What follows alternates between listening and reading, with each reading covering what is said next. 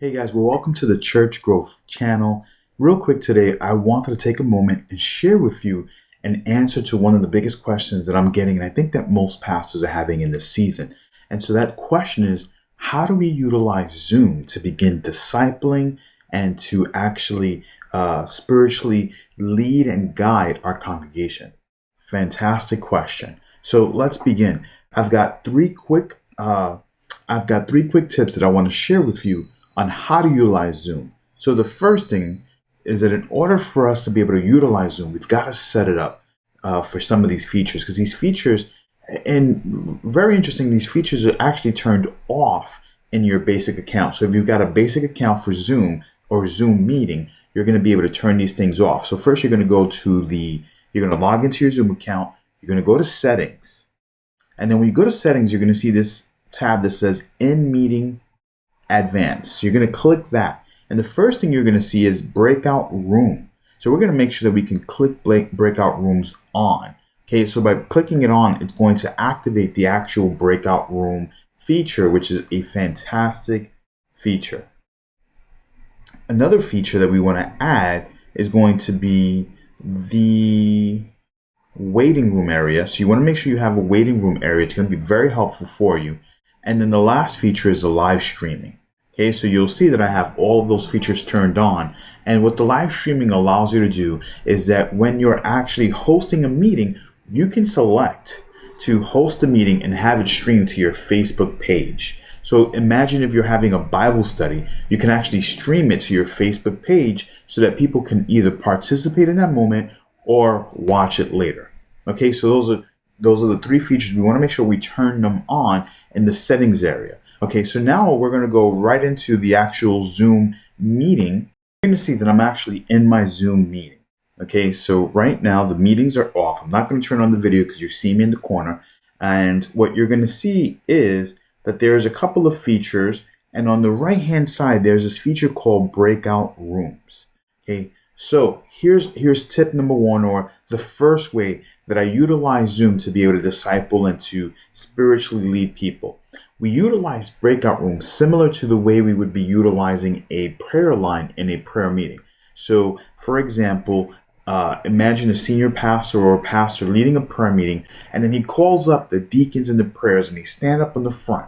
Okay, so they stand up in the front, and then we say, hey, okay, if you want to pray for healing, or if you want to pray for a specific need, let's form a line. And as people are forming a line, then we're actually directing the individuals who are forming the line to go to a specific deacon, or maybe prayer or pastor, or maybe someone who's just a prayer warrior, someone who can pray, and that's how they're going to be able to pray for people. And so we're calling that prayer rooms. And so the way you utilize Zoom is that you can create rooms, and you'll see if I create rooms, I can create, let's say, 5 rooms. So let's say I've got 3 deacons and 2 pastors. I'm going to create 5 rooms, and I'm going to create this button, click this button that says create breakout rooms. So now all of a sudden I've got these 5 rooms where when I have people in Zoom, I can click the assign button. And when I click the assign button, the names of all of the people who are actually sitting in the Zoom meeting would show up. And so imagine I see Deacon so-and-so. I'm going to click his name and assign him to this room.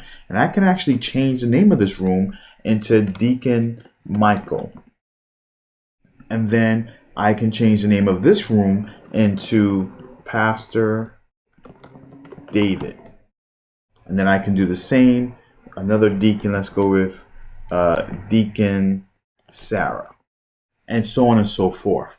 And so now what I can do is, now that I know the rooms and I've actually assigned the names of the people to those rooms, all I've got to do is, as people, as congregants are logging into here, I'm going to just assign them to the same room. And I'm going to give some instructions to Deacon Michael and to Pastor David or Deacon Sarah, and I'm saying to them, hey, when you finish praying, instruct the person you finish praying to leave. When they leave, I'm actually going to be able to see the list of the people who are in the room. And so when I see Pastor David is by himself, I assign him another person. So again, think of it as a prayer line. When people are waiting online, and as they're waiting for someone to finish getting prayed for, the moment Pastor David finishes praying with someone, I'm going to assign someone else to him.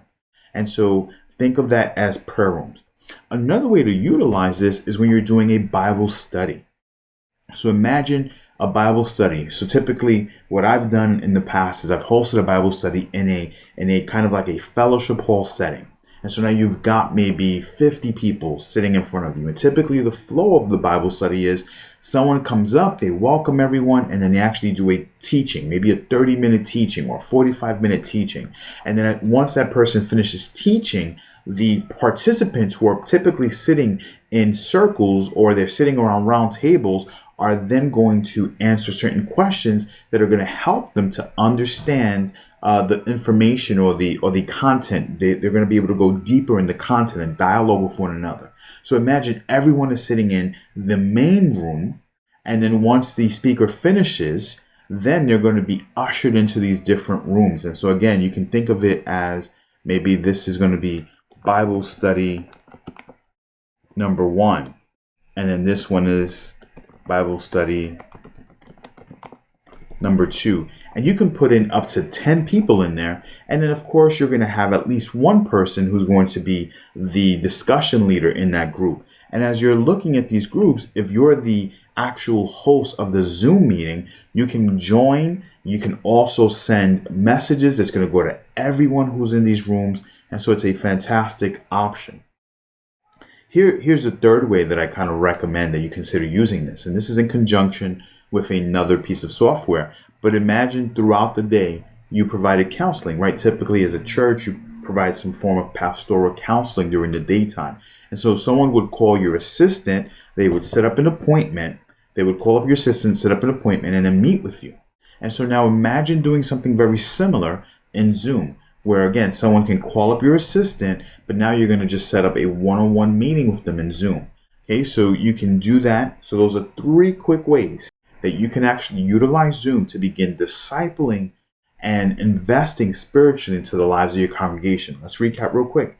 The first way we talked about is by creating virtual prayer lines where people can get prayed for, or prayer rooms where people can kind of go in and get one-on-one prayer for a small amount of time. And you can think of it as a line. When people are waiting in a line in your services, they're actually standing in a line waiting to get prayed for. Number 2 is hosting a Bible study. So a Bible study that has a whole group component and then breaks up into a small group component. And then number 3, think about it as an opportunity for you to still provide one-on-one counseling, except for you're doing it utilizing a Zoom meeting. All right, so that's it for now. Do me a favor, hit the subscribe button. That way you can continue to be notified whenever we release any new content. And we really appreciate you hanging out with us. Take care and God bless. Bye.